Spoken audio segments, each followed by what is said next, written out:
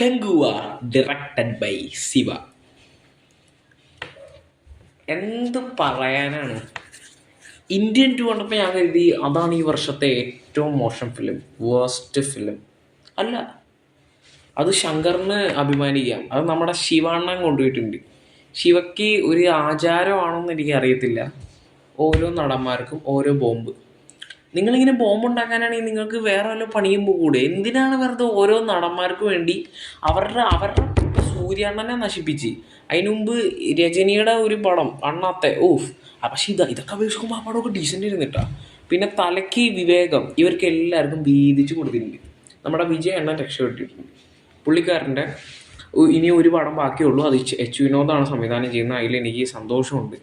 ഇതിനൊന്നും ഡേറ്റ് കൊടുത്തില്ലല്ലോ. ഈ പടം ശിവയ്ക്കൊരു അസുഖമുണ്ട്.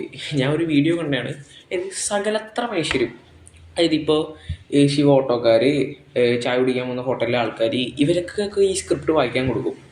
എന്നിട്ട് ഇവർക്ക് ഏറ്റവും ഇഷ്ടപ്പെട്ട സീൻ ഏതാണെന്ന് ചോദിക്കും. എന്നിട്ട് ഇഷ്ടപ്പെടാത്തത് നോക്കി പുള്ളിക്കാരൻ തിരുത്തും. അതിൻ്റെ കാണാനുണ്ട്. എനിക്ക് ബേസിക്കലി ഇവരെന്താ പറഞ്ഞതെന്ന് ഇപ്പോഴും കത്തിയിട്ടില്ല. രാവിലെ 4 മണിയുടെ ഷോക്കായിരുന്നു ഞാൻ ബുക്ക് ചെയ്തിട്ടുള്ളത്. കുറച്ച് ഇഷ്യൂ കാരണം ഒരു 3/4 മണിക്കൂറൊക്കെ കഴിഞ്ഞാണ് പടം തുടങ്ങിയത്. സോ ഫസ്റ്റ് ഹാഫ് കഴിഞ്ഞിട്ട് എനിക്ക് ഇറങ്ങേണ്ടി വന്നു. ഞാനപ്പോൾ ഇറങ്ങിയില്ലെങ്കിൽ പടം കഴിയുമ്പോൾ ഒരു 7:45 ആ ടൈമൊക്കെ ആവും. സോ എനിക്ക് ക്ലാസ് ഉണ്ടായി, ഞാൻ ഇറങ്ങി. അതിനുശേഷം ഞാൻ റിവ്യൂ ഒക്കെ നോക്കി. എൻ്റെ അടുത്ത് പല ആൾക്കാരും പറഞ്ഞു പോണ്ട, 1 ശോകം പടമാണ്. പക്ഷേ എനിക്ക് റിവ്യൂ പറയുകയാണെങ്കിൽ ഞാൻ ഒരു ഹാഫ് മാത്രം കണ്ടിട്ട് മോശം പടമാണെന്ന് എനിക്ക് പറയാൻ പറ്റില്ല. സോ ഞാൻ വന്നു, പടത്തിന് സെക്കൻഡ് ഹാഫ് കാണാൻ വേണ്ടി പോയി. ഇനി പറയാമല്ലോ, ഇതിനെയൊക്കെ എന്താ പറയണ്ടേ?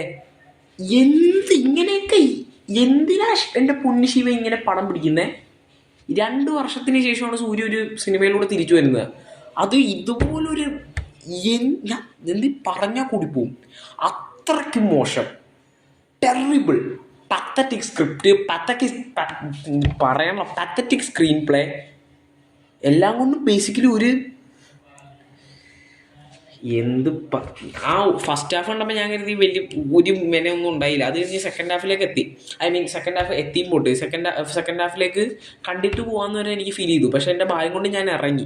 അതിനുശേഷം പിന്നെയും കാണാൻ പോയതാണ് ഞാൻ ചെയ്ത ഏറ്റവും വലിയ തെറ്റ്. എന്തിന് കാണാം?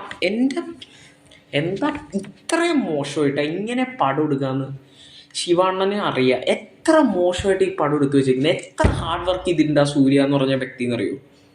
എല്ലാ ഹാർഡ് വർക്കും, ഒരു മെനകെട്ട പടം. ഞാൻ ഇതിനെ കൂടുതലൊന്നും പറയുന്നില്ല. ഓരോ ഡിപ്പാർട്ട്മെൻറ്റിനെ കുറിച്ചും പറഞ്ഞാൽ കൂടി പോവും. അതുകൊണ്ടാണ് ഞാൻ വേണമെങ്കിൽ മ്യൂസിക് ഡയറക്ടർ അതൊക്കെ വേണമെങ്കിൽ ഒന്ന് പറയാം. അറിയാത്ത ആൾക്കാർ വേണമെങ്കിൽ കേൾക്കട്ടെ. ഇപ്പം എന്ത് പറയാനാണ്. മ്യൂസിക് ഡയറക്ടറിൻ്റെ പേര് മറ്റേ പുള്ളിക്കാരൻ ദേവ് ശ്രീ പ്രസാദ്, ആവറേജ് മ്യൂസിക്. പിന്നെ മറ്റേ സിനിമാറ്റോഗ്രാഫി നൈസായിരുന്നു കേട്ടോ. അത് വലിയ ഡീസൻ്റായിട്ട് എടുത്ത് വെച്ചിട്ടുണ്ട്. എന്തോ പളനിസ്വാമി, അതൊക്കെ എന്തെങ്കിലും ആവട്ടെ. നിങ്ങളത് ഞാൻ പറയണം, വേണമെങ്കിൽ OTT വരുമ്പോൾ ഇത്രയ്ക്ക് നിർബന്ധമാണ് ഈ പടം കാണണമെന്നുണ്ടെങ്കിൽ വേണമെങ്കിൽ പോയി കാണും. എന്നിട്ട് സഹിച്ചോ. ഇന്ത്യൻ 2 കൊള്ളൂല എന്ന് പറഞ്ഞവന്മാരൊക്കെ എവിടെ? അത് ഇതിനേക്കാളും ബെറ്റർ ആട്ടോ, സത്യം കിട്ടും. ഇതൊക്കെ എന്താ ഇതിനെ പറയാ. ഞാനിതിൻ്റെ 3D അല്ല കേട്ടോ, 2D ഉണ്ട്. 3D കണ്ടവർക്ക് അറിയാം അതിൻ്റെ ഇതൊക്കെ ബെറ്ററാവും എന്താ അതൊന്നും എനിക്കറിയത്തില്ല. സോ ബേസിക്കലി വേണമെങ്കിൽ പോയി കാണണമെന്ന് ഞാൻ പറയത്തില്ല. OTT വരുമ്പോൾ വേണമെങ്കിൽ കുറച്ചൊന്ന് കണ്ടു നോക്കി. ഇത് വേറൊരുത്തിന് എന്നെ ഭയങ്കരമായിട്ട് അത്ഭുതപ്പെടുത്തി.